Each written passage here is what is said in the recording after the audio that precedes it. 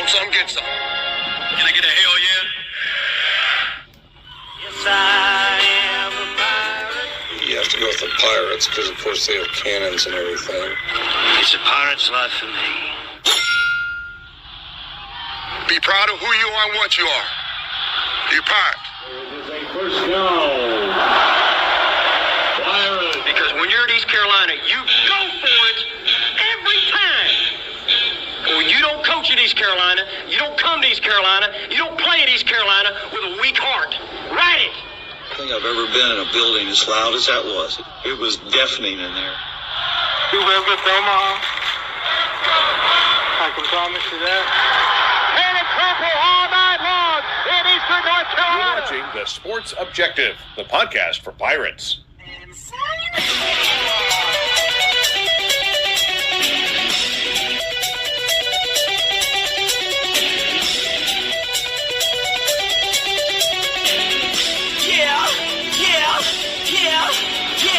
My heart is purple and gold. I'm a pirate down of my soul, and I don't back down, not at all. Find out when the cannons explode. All right, welcome in to a very special edition of Pirate Football Playback Part Deux. So, Part Deux, because we have our dear friend Matt Semenza back, man. I tell you what, I was hoping for a better game for you, by the way. Matt Semenza Parents Weekend, and it didn't turn out the way, but I know you're glad to see your great daughter Avery, so I know it turned out great in the long run. Absolutely, Dave. Thank you for mentioning. Yeah, tough day. I was down at the South Carolina versus Vandy game for Parents Weekend, and look, when your entire offense is built around Lenore Sellers and he goes down in the first quarter with a concussion off of what appeared to be a targeting hit, you're going to be in trouble. And not to get off too much on South Carolina, but without Lenore Sellers, that is not a great team. So it's going to be interesting to see what unfolds down there, fellas. JR, how you doing? Hey, Matt, we missed you last night.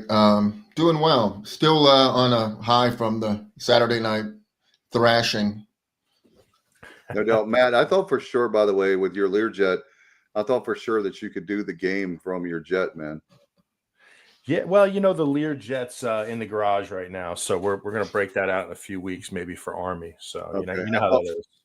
Yeah, I thought maybe the noise of the airplane. I don't know. Maybe you decided to wait till tonight. But if people are wondering why are you doing a show Monday night, Justin was saying he wasn't expecting us to be on. We felt bad that Matt was in the air in the friendly skies, and so he wanted to do a show. So Matt, here we are. I want to get your take on Coastal and get your perspective on being a former player. And I mean, man, 38-0, another shutout, dude. In 9 straight quarters, we haven't given up a touchdown. We were worried about this defense, and so far, so good. Yeah, absolutely. And, look, I'll just kind of start with, the good from that game. And you mentioned it, Dave. Anytime you can go on the road and win 38-0, I mean, that's a great night. And, just kind of look at some of the positives here, right? I mean, and JR, you're the stats guy, but this was the first time Coastal was shut out at home since 2008, I believe. So that's a huge accomplishment right there. I mean, the defense was flying around. You got to love what you saw, and I think the thing that I liked about this game the most is that there was no trying to figure out at the end of the game who the better team was. They were clearly and soundly beat in the fourth quarter. They were physically worn out. And, you saw that when our ground game finally got going and we really started to push them around. And there was really no, at that point, the game was clearly over. And it was nice to see us just kind of out physical a team like that, especially on the road. What do you guys think about that? And Kyle, welcome. Yeah, thanks, Matt. It was good to see us be that physical, particularly on both sides of the ball. The running game obviously didn't really take hold until late in the game, where their defense was worn out. I actually don't think Coastal has a bad defense at all. They're just on the field way too much because their offense is horrible. but our defense did what you should do to a bad offense, shut them down, and we were by far the more physical football team. It looked, and I don't really know what's happened with Coastal. They've done okay in the portal. I looked at what they did in the portal this offseason.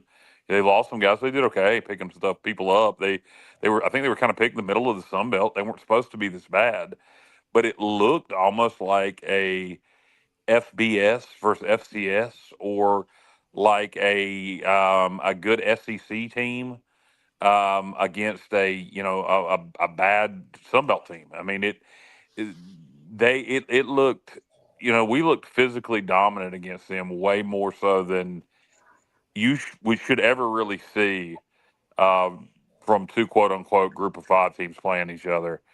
I don't know what's going on with them, uh, particularly with the offense.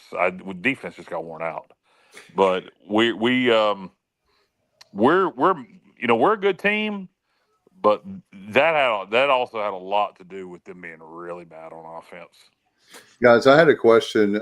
Matt, I'll start with you with I forgot, and I'm glad we're doing this show, actually. One of the things I was going to talk about, and you said physical, so it made me think of it.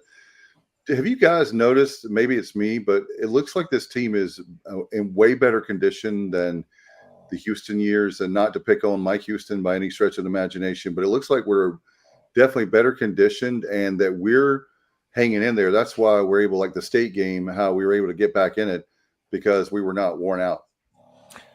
Yeah, well, I mean, if you look at the 3 games this year, we were clearly the stronger team in the fourth quarter of all those games. You look at NC State in particular. I thought we were really, had that game gone on for another quarter, we were clearly trending in the right direction. And, obviously Coastal was soundly beaten last night by the fourth quarter. So I do think that's a good sign. And I think like what you're seeing more and more of, you're seeing like the pro influence in college football, where you have more and more. I'll use Belichick as an example, right? At UNC, he trains them as if they are a professional team. College football teams, they have to be trained like college teams. They have to condition like college teams. And I think that the coaches who are on top of that and do the best job are going to give their teams an advantage. So definitely something that's a good sign for us. Yeah, I think you bring up the play late in the game, us looking like the better conditioned team. I think that it's probably to do with a couple things. I think, one, we do appear to be pretty well conditioned, and that's surprising consider all the turnover we had as strength conditioning coach. Two, I think the tempo we play with has a lot to do with wearing teams out by the fourth. And then 3, we play a lot of players. We play a ton of players, and that keeps the team fresh. So I think those 3. I think we are better conditioned, and then the tempo, and then the amount of players we play on both sides of the ball, I think really help stay fresh as we get into the fourth quarter. I agree. Just quickly, I mean, we've outscored our opponents 38-0 in the fourth quarter. And last night, Kyle's example is spot on, because the amount of defensive players we used was, I think, at a season high as far as quality snaps for bench players. We had more last night. Tamir Brown is the only starter that played virtually every snap. He had 60 snaps. The 2 safeties, 48 each. But other than that, it was a really good mix of bench and starters. So yeah, we spread it out pretty, on the bench. We had great participation. Good point, Kyle.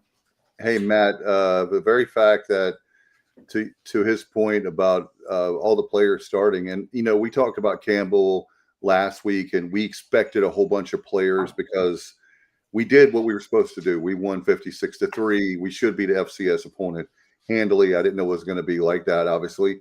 And then surprisingly, I don't know how many people expected a blowout like that. I think Kenny, there might be a few of our listeners and viewers that did, but most of us thought it would be ECU with the win, but it would be way closer.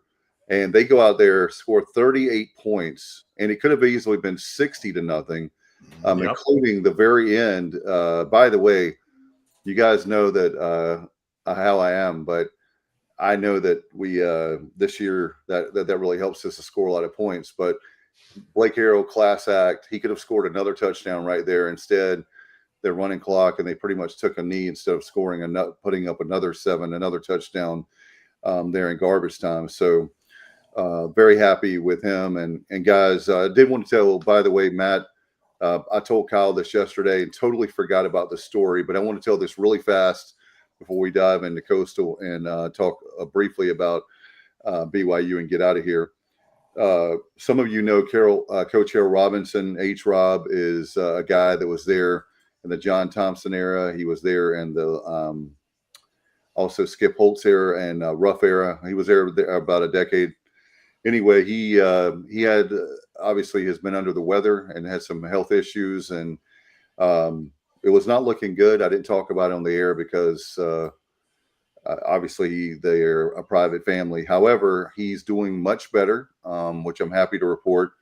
He's got a ways to go. He's got a long journey, but he's in rehab now in Washington, the original Washington, North Carolina. He's in rehab now, and Blake Harrell a week ago, and I'm sorry I just found out on Friday. I would have told you guys sooner, but nobody else knows this but this show. Blake Harrell signed a helmet, got Steve Shankweiler to drive it over there, and they have that in Coach Robinson's room, and he was tickled to death. He was thrilled and just praying really hard for him. But the reason I bring all that up is not only I'm really happy for Coach Robinson, he's fighting a good fight, but also that's the kind of class act that Coach Harrell is, and Coach Shankweiler for delivering that to Coach Robinson. Yeah, absolutely. Yeah. Prayers, certainly sending, prayers for Coach Robinson, and hopefully everything, takes a positive turn of events there. And certainly, it seems like, ECU is always classy at the end of these games, even going back to the Mike Houston era when we had big leads.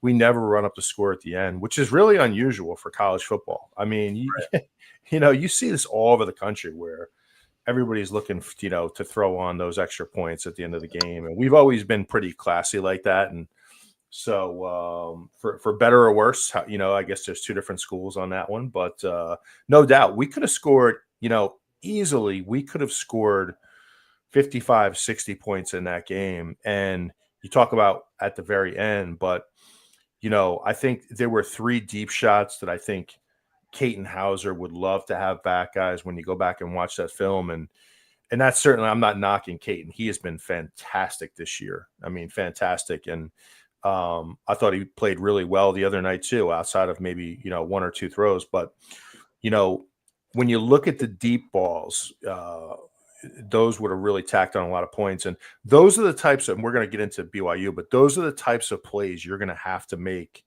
next Saturday night to beat a BYU team. When you have guys open down the field, you have to be able to, convert those throws. So just something to look out for. We'll get into that. I'm a little surprised the last 2 weeks, despite putting up, a number of points and looking good, and there's nothing wrong with sustained drops, but we have not hit very many explosive plays really outside of the NC State game.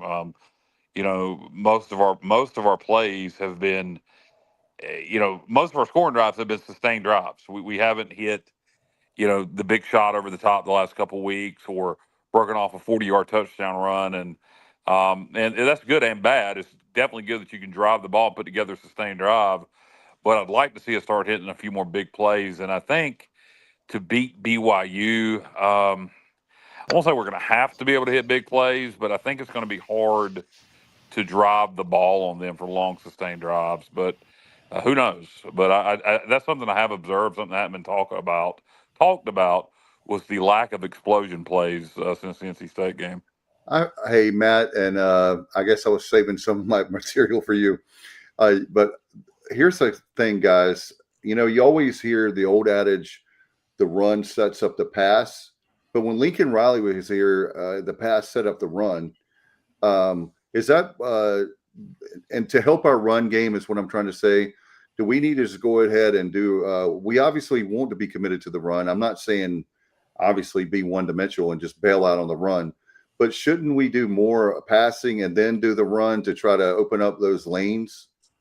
Or what do you guys think? There's Yeah. something I thought about on Saturday night. Yeah, I talked about it yesterday on the show. I would take deep shots against BYU early and often, even if they didn't connect, to open up run lanes.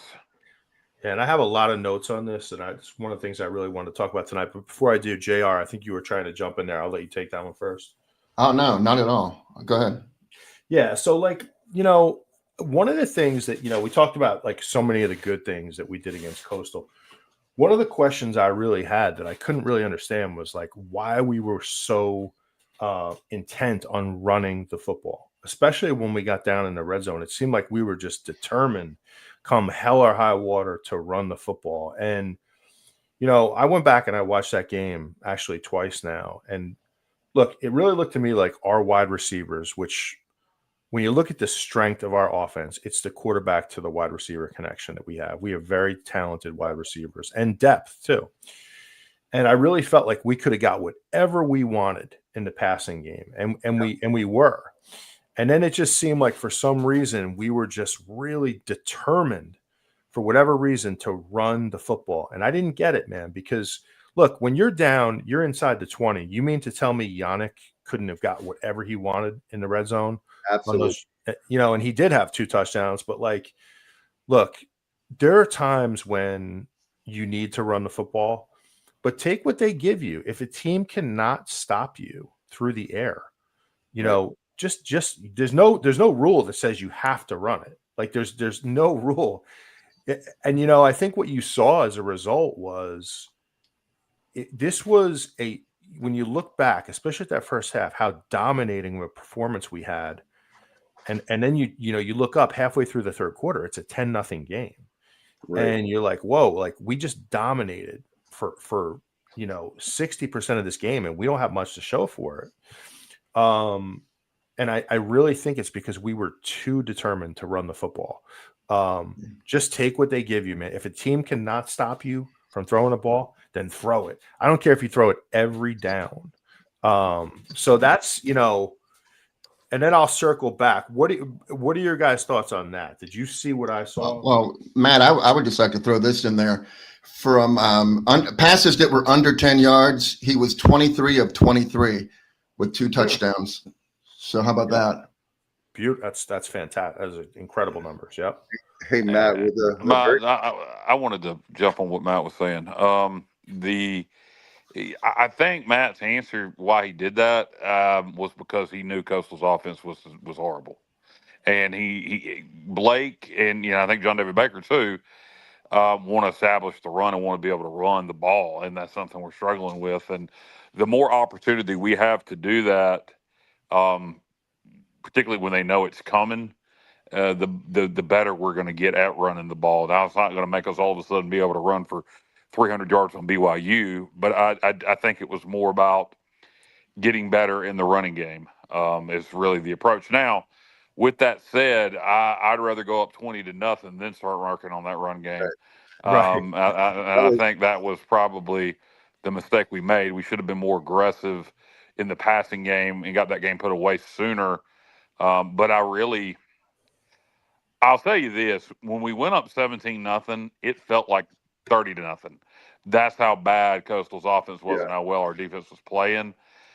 So I think Coach, and I'm giving Coach Harrell the benefit of the doubt here. I think he really thought we were going to completely. I don't know that he thought we were going to shut them out, but I thought he felt good about us completely shutting down their offense, and so that's why he was so committed to the run to get it going, because we're going to need to be able to run the ball later in the season.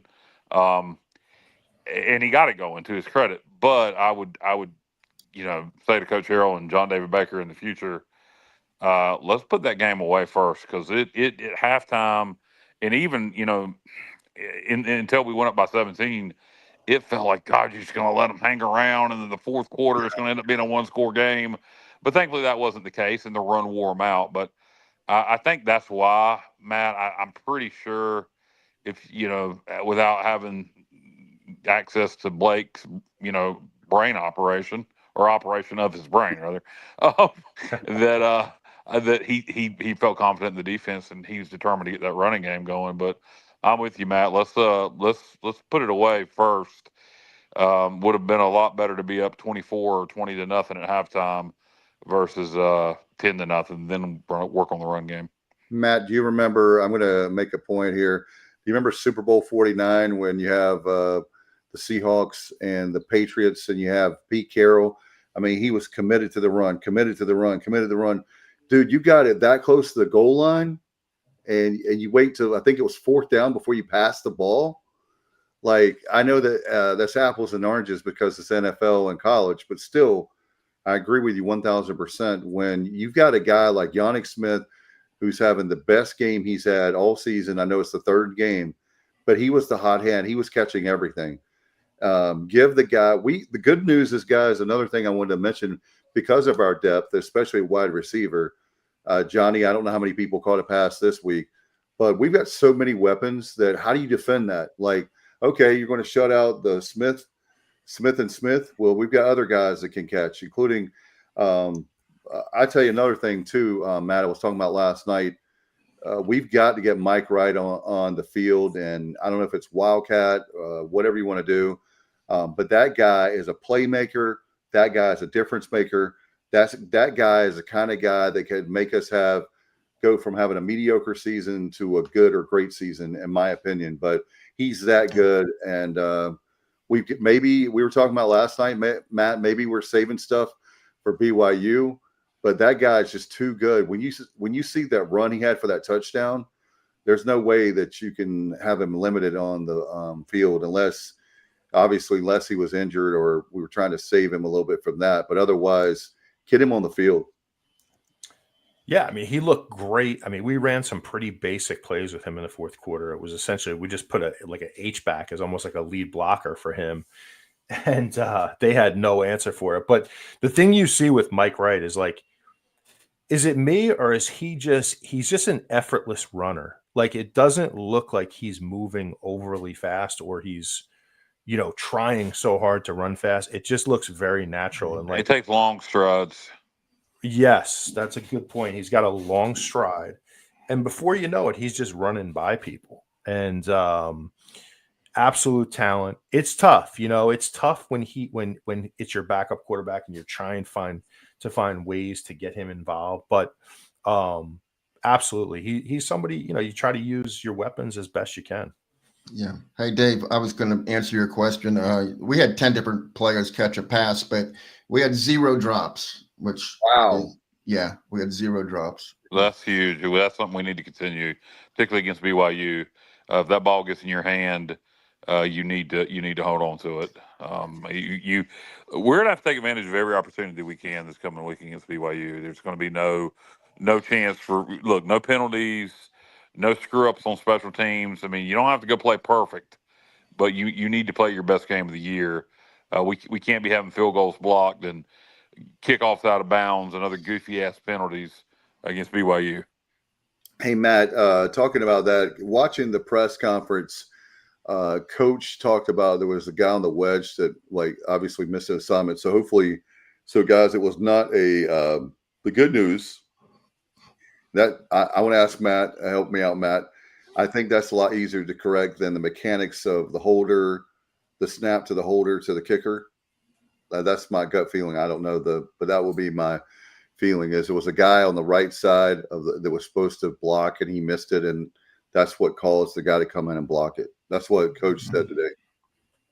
Yeah, I mean that was kind of hard to figure out because he came untouched off the edge, and I mean he got in there so fast that I felt like the kicker didn't even have a chance. And schematically, there was something else I noticed too, where if you go back and look at it, our holder was not directly behind the snapper; he was kind of angled to the right, which actually gave an extra step and a half to the guy coming off the edge if you go back and watch it. So yeah, we need to clean that up. You can't have those things happen. It's just so basic. And then the things that have been really kind of driving me nuts are really on our punt return team. And I think we've had 3 or 4 of these already this year where this returner, it's Pearson, right? I have that name. Yeah. Right? Pearson. Yeah. That kid is awesome. He's electric. He's really, I love having him back there.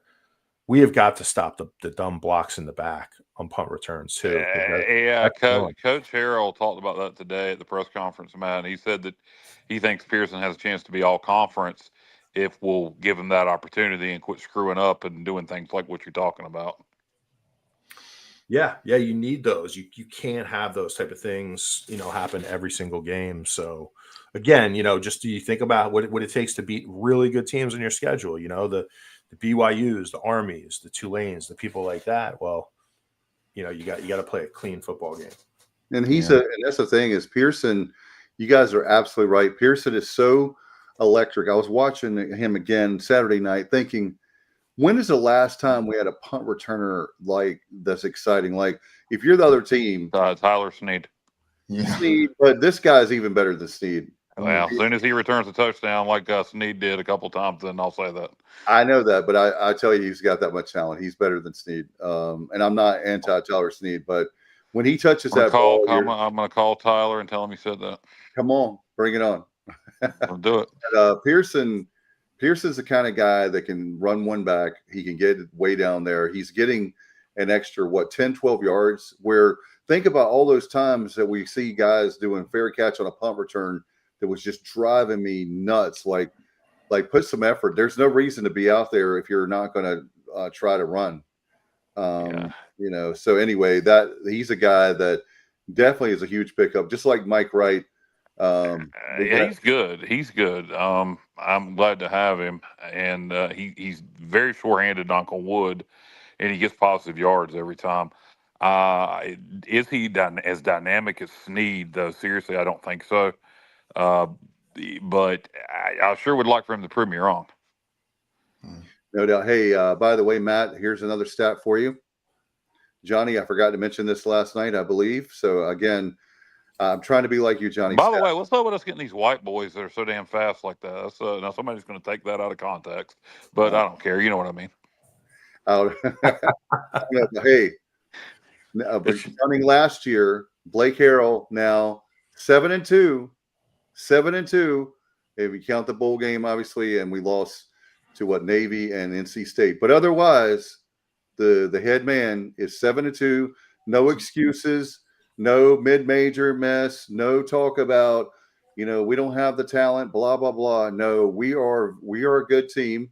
And I agree with Kyle about this stretch coming up with BYU, Army, and Tulane. It's not a season definer, meaning like must wins. But I will say that I agree with you, Kyle, last night when you talked about that this is the difference between a mediocre team, a good team, or a great team. I'm saying it differently. But we're just going to see how good this team really is. And I'm excited, guys, because we're playing at a really high level already, and we're making a whole bunch of mistakes. And think about how good they can be. This is not their ceiling. I think it's still their floor, a little bit above the floor. Yeah. Yeah, when you make those kind of mistakes and you're still able to win 38-0, that's a good day. The next three games, you got BYU this coming Saturday night in Greenville, huge opportunity. Yeah. And then you got Army on a short week, and then you got Tulane, and it is. I think this part of the schedule, if you go 3-0, then suddenly you're competing for the conference championship, and sky's the limit. 11-1 type. You start talking about that now. You go 2-1, like Emmanuel just said. Good God, you still feel good about things. You go 2-1 these next three, you're thinking 10-2, 9-3. Yeah. At worst 8-4. You go 1-2. Honestly, and I know some people are going to hate this, but even if we go 1-2, I still feel really good about the potential of 8-4. Yeah. Now 0-3. If we play, and I do, let me make this clear. I'm not predicting us to go in 3 of these next 3, and I do not want us to go in 3 of these next 3. But if we play well these next 3 and go 0-3, I still really like our chances to go 7-5, or at worst 6-6.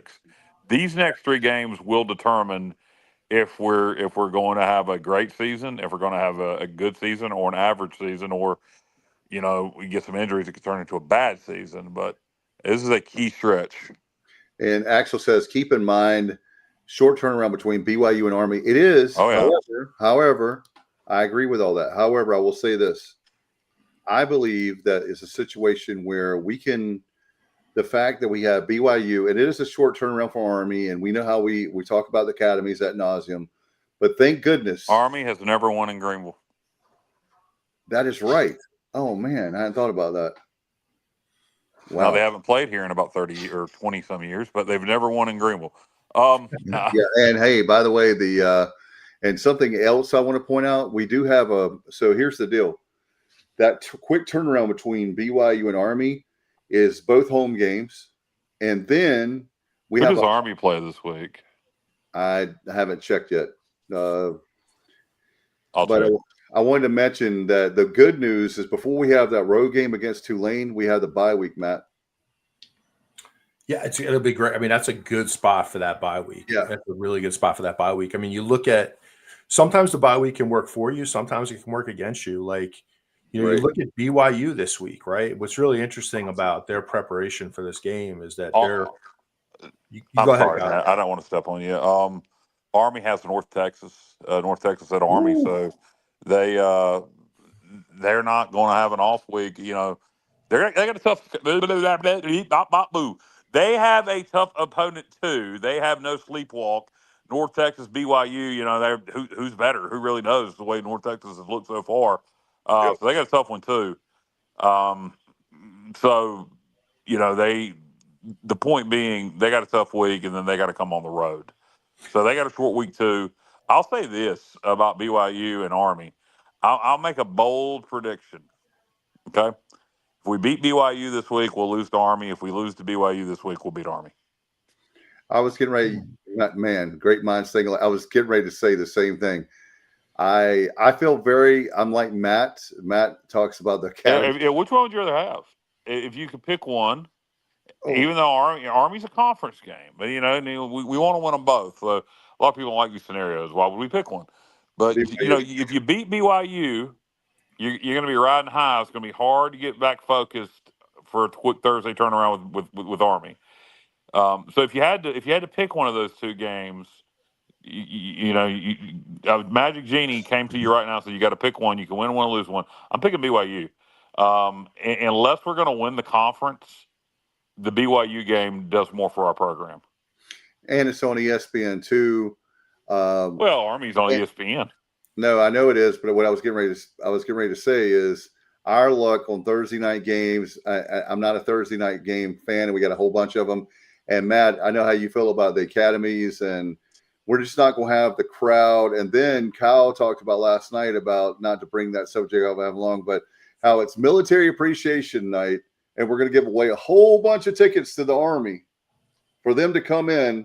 That's like giving a whole bunch of tickets away to, not BYU because they will because of the Mormon Church, but let's say it's a conference opponent and Charlotte. We're going to give a whole bunch of tickets to Charlotte for them to come in and to root against us. But anyway, I feel more confident, and I don't want to get ahead of myself, but I feel more confident about BYU than I do Army. I really do. I've been feeling that way for about a week now. Yeah, I don't. Me neither. But Matt, JR, if y'all had to pick one, would you rather beat BYU or would you rather beat Army if you had to pick one? Well, what you said, Kyle, I understand the logic behind that, but I just, for me, it's about the conference. So I want to beat Army. Play well against BYU, but I want to beat Army more than I want to beat BYU. To me, it only matters if you win the conference. But if we don't, Matt, what about you? I mean, yeah, right now I want this BYU game. That's all I can really think about. Like I was texting with you guys, I don't know, it was earlier today, and basically saying this BYU, you only get so many opportunities in Dowdy-Ficklin Stadium anymore, right, where you can truly change the perception of your program nationally. And I think this is one of those opportunities. I don't want to overstate it, and I'm not saying we're playing, number one ranked Alabama, okay?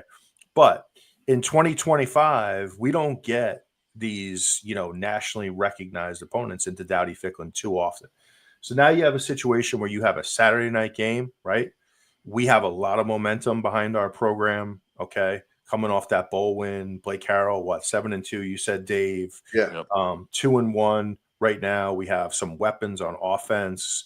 You have BYU, who's all 2-0, coming from the Big 12. This is a game for East Carolina that you have got to take care of business, and and I mean that from the coaching staff to the players, but also the administration. You have got to find ways to fill that stadium. All right. We have 1,500 seats left. I don't care if you give them away to every first responder, Yes. teacher, child in North Carolina. Make sure that stadium is packed. This is a huge, I can't state it enough. Look, going back to the early mid 90s, we used to get these opportunities all the time in Dowdy Ficklin. That's not the case anymore. So when you get them, you got to take full advantage. And, right now, I think I'm just focused on completely on the BYU game. Yeah, and I can tell you this, Matt. If you haven't watched the Blake Harrell press conference, he's completely embracing this. You could tell he's embracing it. Oh, yeah. He ain't intimidated. He told I like this, and this is something that needs to be played and clipped, and we need to take this clip and put it out there. He challenged the fans. He said, he brought up that this was the Bear or whatever his name is, Tiger Ollie Singh, whatever his name is. Well, there's two, right? There's a bear and a tiger, right? Isn't Tiger? Bear. Tiger's the one. The Tiger's the leading receiver, and the Bear's the quarterback. So yeah. he challenged Pirate Nation, with this being Bear's first true road start, to make it tough on him all game.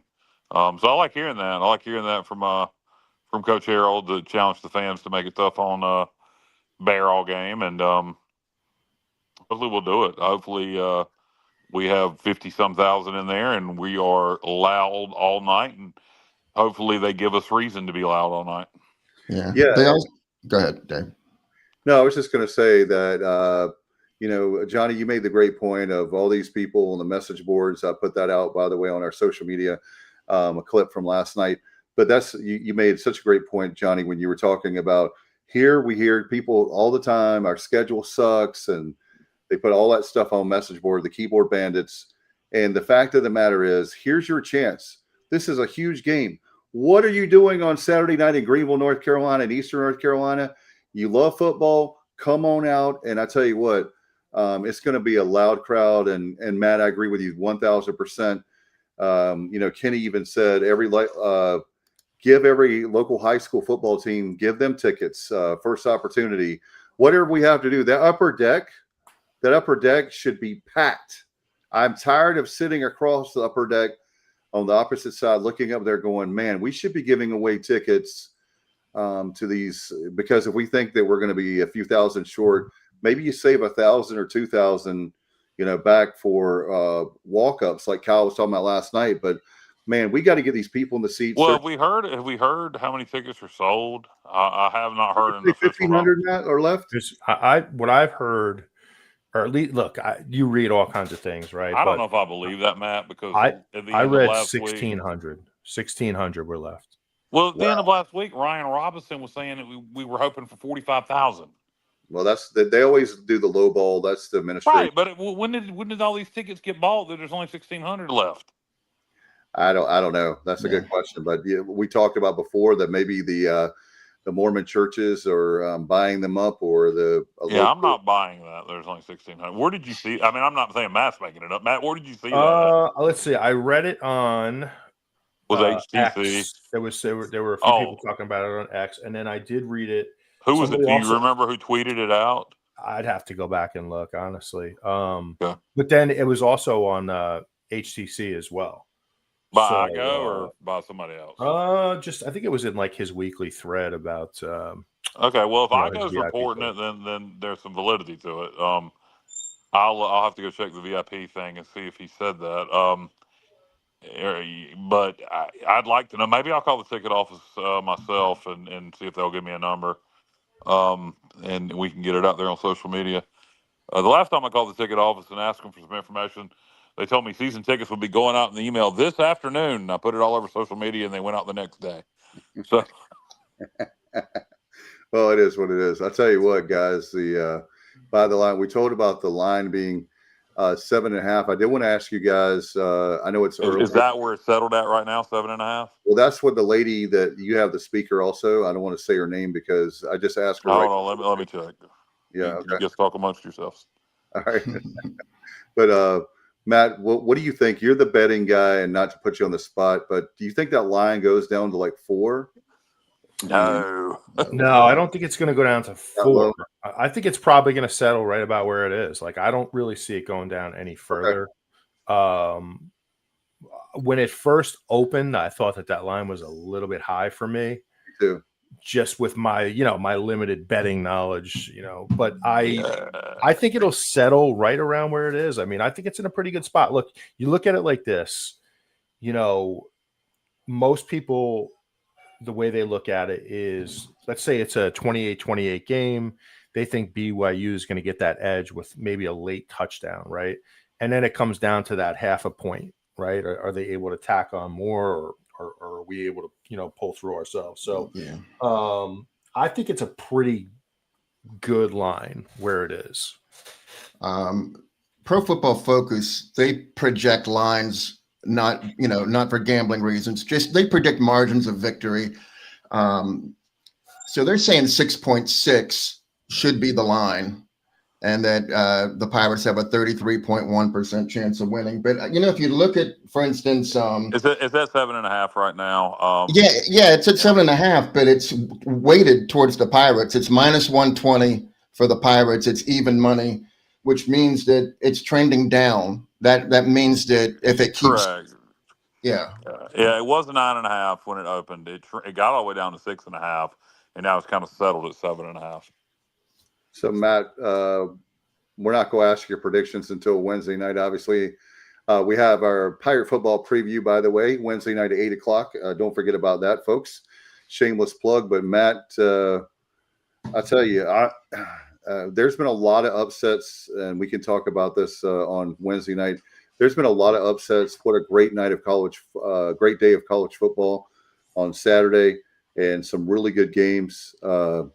Do you see like that sort of thing? What do you think so far? Your early look. How do you beat BYU? Well, I love our chances to win this game, guys. Absolutely love it. I love the fact that they have to fly across the country, and we're going to have so much excitement and juice in that state. To use a Blake Harrell word, we're going to have a lot of juice in that stadium. And the one thing it's gonna be Mormons, Matt. Well, we're going to have probably 3,000 Mormons in there, right? Right. At least. I don't know if there'll be any Jewish folks there, but dude, you're going to get me in trouble. Juice. Oh, I thought you said Jews. Oh, okay. I'm sorry. Oh my gosh. Oh boy. Yeah. Anyway, I digress. So where was I? About the stadium and how packed it's going to be. Look, again, if anybody's offended by that, get over yourself.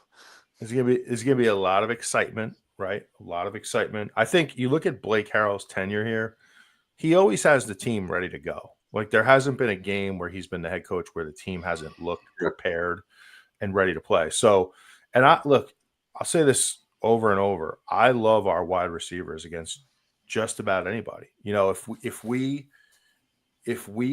air it out, if we use the weapons we have, and not get pulled into some kind of a slugfest, right? Like we saw a little bit last week against Coastal. We kind of found ourselves getting involved in this slugfest for no reason when we didn't have to.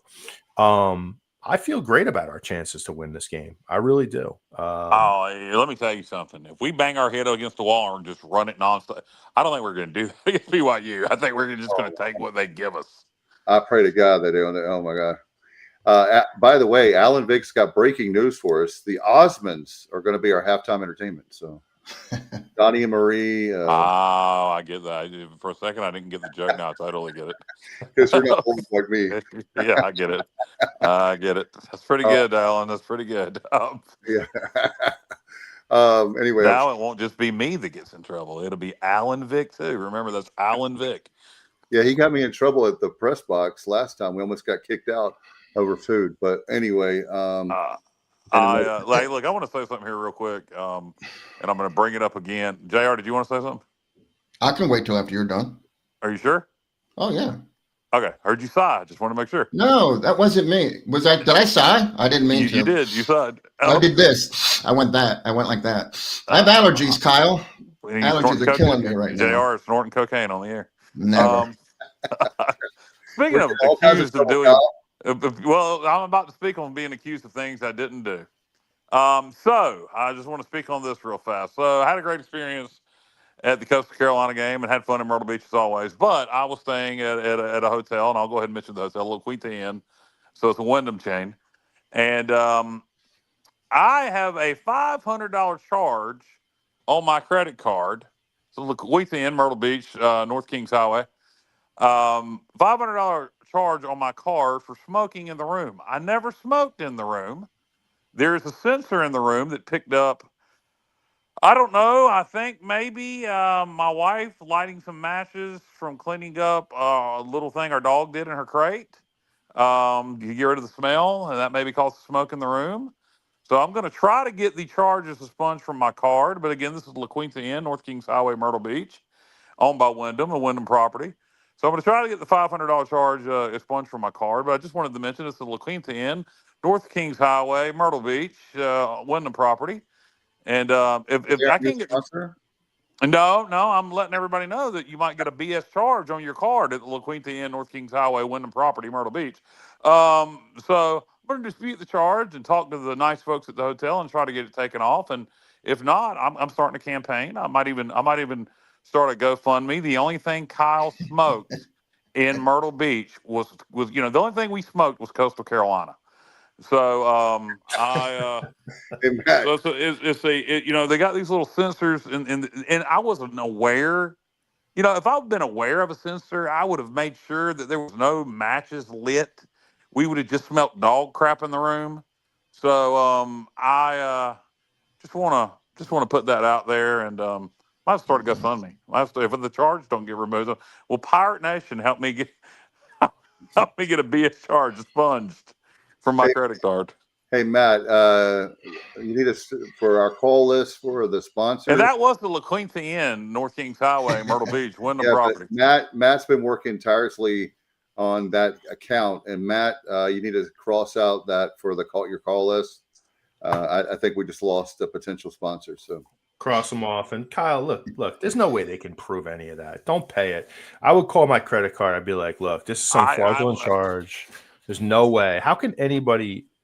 I mean, that's just absurd. I will start the process. But were tomorrow you with actually not smoking? That's the question I have. No, I was not smoking. No, was Okay. not smoking. There was absolutely no smoke in that room. Then there's no way in hell I would pay that. No, I'm not going. Well, I mean, I may have to if I can't get it removed, but I am going to start the process of getting it removed. And like I said, it came from matches being lit, from and aerosol cans being sprayed. I'm assuming from the dog having an accident in her crate. Next time, I'll just let the dog stay out in the room overnight and just shit all over the floor.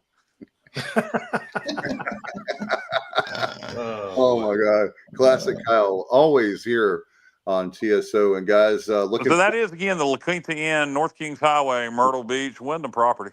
We need to charge them $500 for the for all. This is negative publicity, baby. This ain't good publicity. Any publicity is good. No, I disagree with you on that. I mean, they're 100%. getting their name out there. So all right. So let's say we get a charge to let's say Dave Richmond of the Sports Subjective and of EC Health gets arrested tomorrow for stealing a Red Bull from the commissary there at the hospital. Would that be good publicity for the Sports Objective? Probably not. But first of all, I don't steal. But if I were going to steal, that's not what I hear. It would not be. I do not drink Red Bulls. No. He would steal a Monster then. No, I don't drink any of them. Sure. That's what you say now. Oh, thank you, Justin. And by the way, Justin. All right, Justin. Dave, will you pay my BS charge if I can't get it expunged? If you'll go on the Queen Anne's Revenge, yeah. I'll do it. Hey, Justin, I have a great idea. How about if Kyle and I and Jessica, we all go, and maybe we get some more people. We go on the truck to Temple. The Philadelphia is a fun town. What do you think, Matt? Matt can come down to the Temple game. November. Oh boy, you know what I think about Temple's football program? They make me. They're actually my new least favorite football program in the American. I actually like Charlotte more than Temple now. Wow. Wow. Actually, like I have Hey, more respect for Charlotte. Can you explain that? Temple's look, yeah, I will. I've been really down on Temple, and I think the American Conference They Commission. made a good hire. I like their new head coach. Yeah. Well, my issue is, look, they refuse to build their own stadium, right? Where are They they going to put it, though, Matt? I mean, They not to were defend one- Temple. there was the Anyway, build a high school stadium.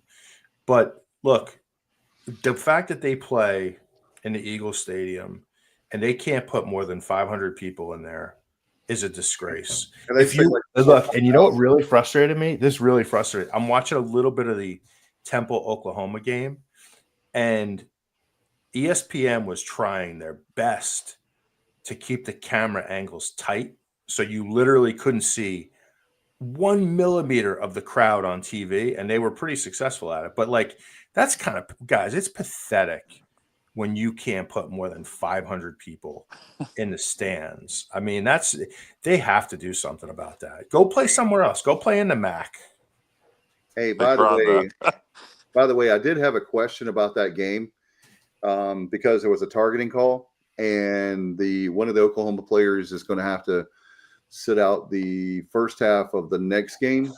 And I just want to say this really quick because we're running long. I absolutely hate the targeting call. They never get it right. I understand why they're doing it. And I agree with Dusty Dvorak, who played for Oklahoma, and Danny Cannell. They were both talking about that.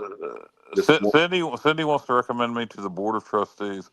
I think you have to be an ECU graduate, Cindy. I did not graduate from ECU. However, my wife did. Maybe you could appoint her to the Board of Trustees, and I'll just tell her everything to say. But look at this. Justice says we rarely call targeting. Exactly. I understand the purpose, and I know that the head injuries they say are down, and I get all that. But Matt, you know I'm pro defense. I'm biased, but that call, they most of the time they don't get that call right. And also, I think the penalty is way too stiff. If you're gonna, they were saying this morning, and I was like, preach it. If you're gonna kick a guy out, kick him out for the rest of the game. Don't make him wait to sit another half. I don't agree with that. And I do. One thing that they added that I had never thought about is they were saying you should have a targeting 1 and 2. In other words, if it's something that's egregious, you have that. But if it's something where it's a straight up football play, the guy was not trying to lead with his head and trying to have head to head, contact, then, that would be like a targeting 1. But I just want to get your thoughts really quick before we get out of here. Oh, well, yeah, I've been saying for years that I think the idea of a player who works his tail off all week and, is ejected for a very questionable targeting play and then has to sit out the first half of the game the following week it's criminal. It really is. And like, they've gone way too far with it. So my proposal is the first time you get a targeting call, it's a 15-yard penalty and a warning. If a player gets a second targeting, now you get the ejection. And just for the game, right? And you could play the next game. Yeah, unless it's, in the fourth quarter, I'd say, then maybe you have to sit, So that's, if they want to go with that, I can live with it. But like, they've just gone way too far with this. Yeah. And it's just tough to watch. It really can ruin the flow of a game. I'm looking at the comments here. Cindy is making a lot of nice comments towards me, and just wanted to tell her I appreciate all the kind words. I really do. So thank you, Cindy. I appreciate all the comments you're making, and I just speak my mind. Some people like it, some people don't. I'm glad you do. Kyle is our voice. I'm just saying. Yeah, Kyle, are you going to run for Pirate Club president? A run for Pirate Club? Well, I think that's more of a hired position. No, but, that's executive director. I'm talking about like for Pirate Club members, you could actually run and. I haven't thought about it, but what do you think, Matt? We could get a campaign going. I've won a campaign and managed 2 successfully, so we could get you up there. What do you think, guys out there in the chat? Do you think Don't you think Kyle would be great to have in the Pirate Club? I mean, he's already in the Pirate Club, but to have the voice of the people and the people's champion, not The Rock, it would be Kyle from LaGrange Barber. I'm more like CM Punk. I'm the voice of the voiceless. Okay. Voice of the voiceless. I do like CM Punk. Thank God he's back in WWE. But Justin said I've heard his name mentioned. Is that like going, you mean for behind the scenes? There you go, Justin. Well, it's just, there we go. Look, I'm getting lots of support here. I appreciate it. I appreciate it, guys. Appreciate the love. Kyle just like the third down song. I have heard nobody say anything about it but you. You are right about Thursday. I guess that's third down, Kyle. Well, thank you. I appreciate it. The third down song is just been awful. It's been atrocious the last 2 seasons. So, yeah, and Cindy, I appreciate it. You know, I really do. And what I would encourage you and every other pirate to do is say it. You know, one voice. You know, one voice isn't as loud as many. And if more people would just speak up and say what they think, change would happen a lot faster. So, what I would encourage everybody to do, if you like what I say, you say it too. Kenneth says Kyle for director of fan engagement. I would. Now I would like that. You get me. You get me to do something like that, or you know, game day operation, something like that. I'd love to do something like that. I promise you, we'd have the best atmosphere in college football. I'll tell you one thing right now. By the way, again, I really love Matt. I know you did this when they had the Legends, and you participated in that. But when they had, I don't know if you knew this, Kyle. Excuse me, Matt. But there at the game, they had Rajay Harris at the very beginning of the game, pumping up the crowd, leading a purple and gold cheer. That was something I've never seen that before. Is that new? I've never seen that before. At the beginning of the game, yeah, that's something that was great. Rajay doing that at the Campbell game. That's something that they need to keep that. They need to continue. And Cindy said, Cindy's asking who to email to give her opinions to. There's a generic email to contact Gilbert. I think his emails kind of get screened, but it's something like athleticdirector@ecu.edu. Just Google his email, John Gilbert's email, and that's who you send your email to.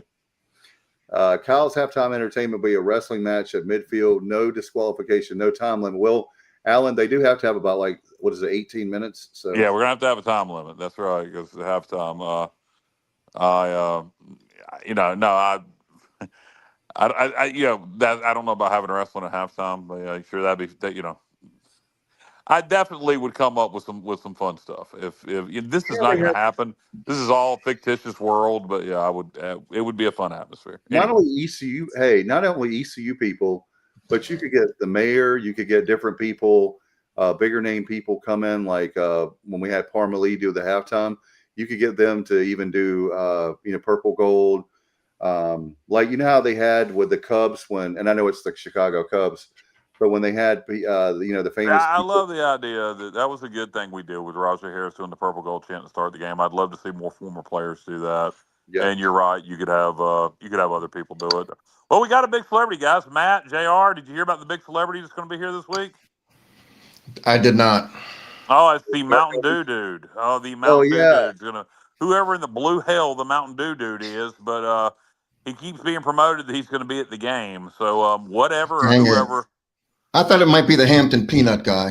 And you can win a green. You can win a green jacket. Now, Matt, growing up, I got mine from the Masters. Thank you very much. That's what I was getting ready to say. If I want a green jacket, it's got to be from Augusta, right, Matt? And I love Pepsi products, and I'm a huge fan of Mountain Dew. It's not good for probably like my heart or things, but I do love Mountain Dew. And have you heard about that, Matt? The Mountain Dew guy coming. He's going to give away. I haven't. A Mountain Dew jacket. It's a green jacket, but no offense to Mountain Dew. I really love Mountain Dew and I love Pepsi products. So hopefully we don't lose another sponsor or potential sponsor. So let's see. What is that? GFed? Is GFed coming back to the stadium tour? YouTube. GFed.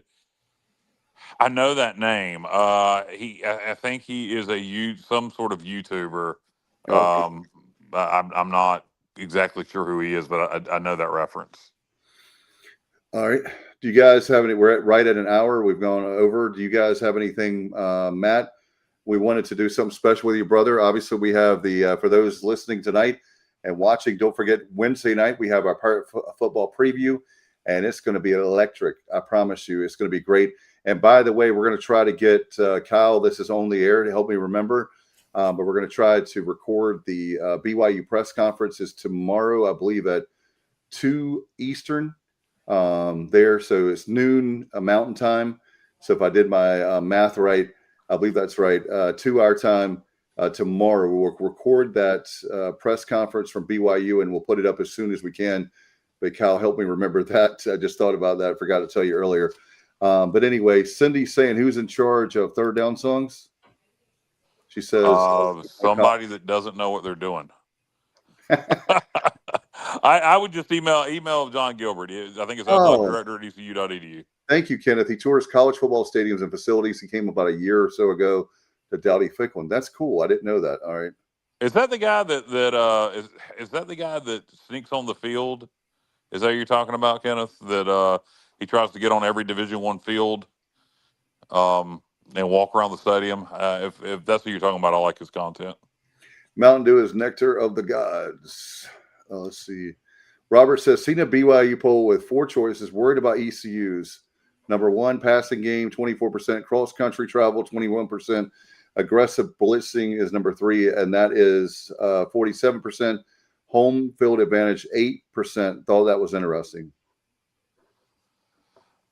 Yeah, no, that is. Hadn't heard that. It's interesting that they are very concerned, apparently, about our blitzing. So shows if that's from their fans, it shows they've been paying attention because we are, as JR will tell you, are we leading the country in tackles for loss?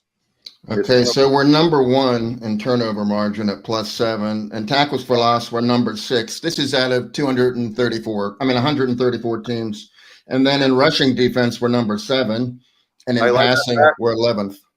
There you go. Matt, how do you like those stats, Matt?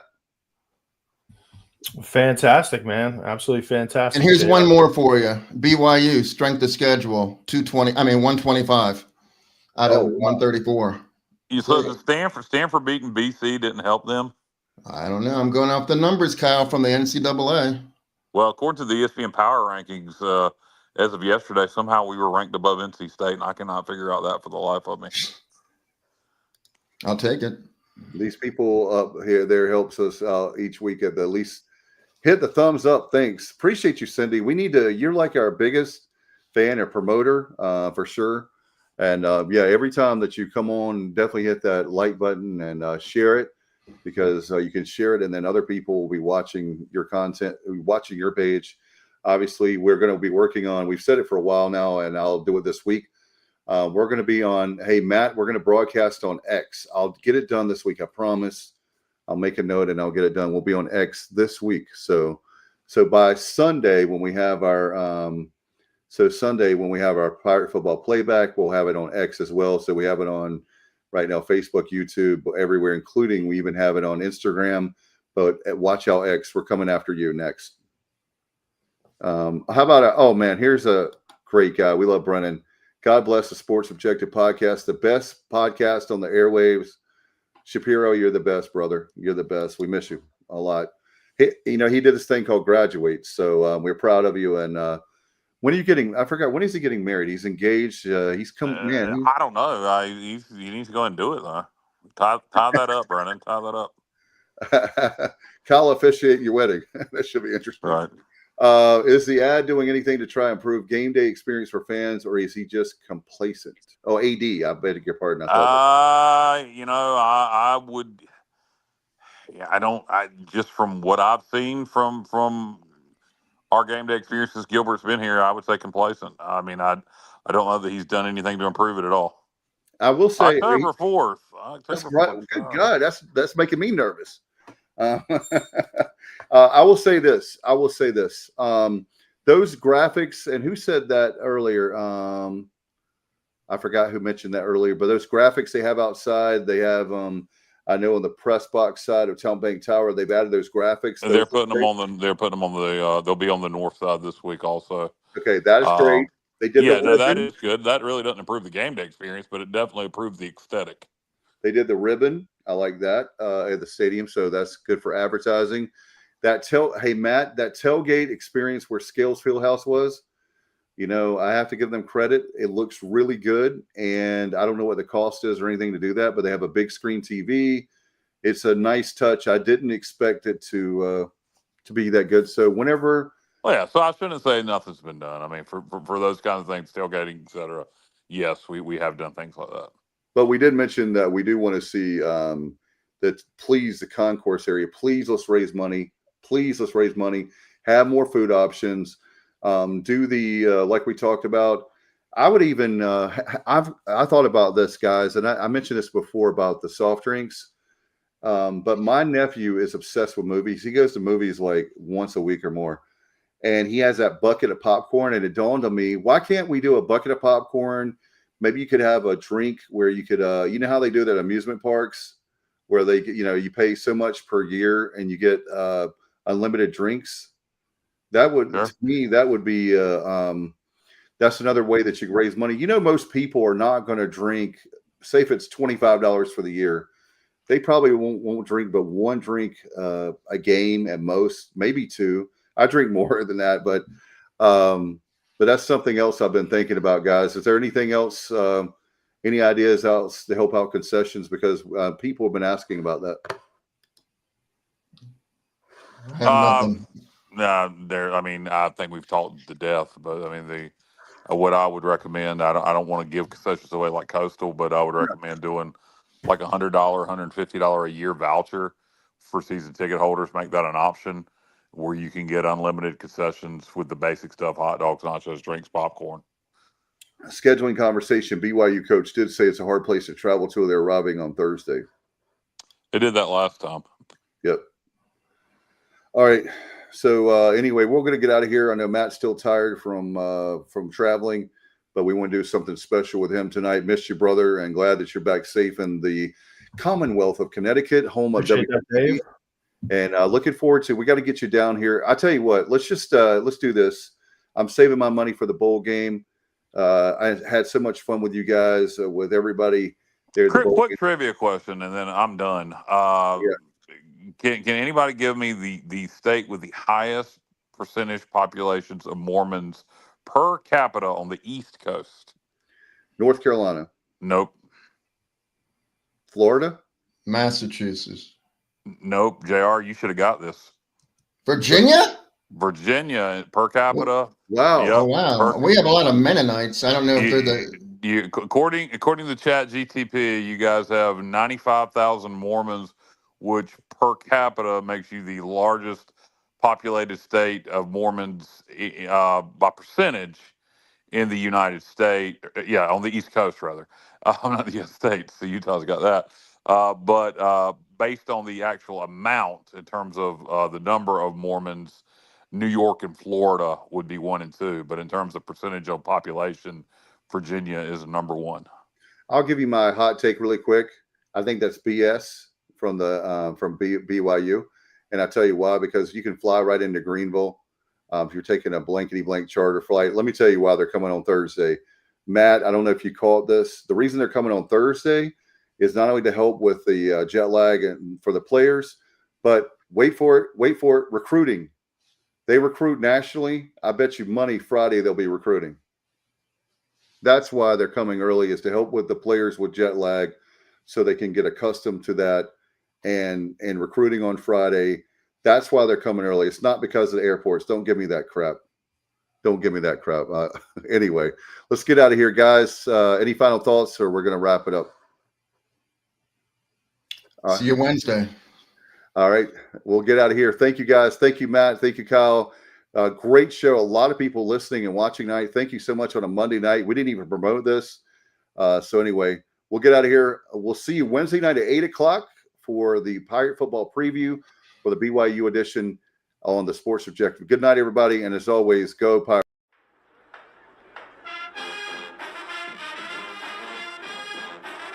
You're watching The Sports Objective, the podcast for Pirates.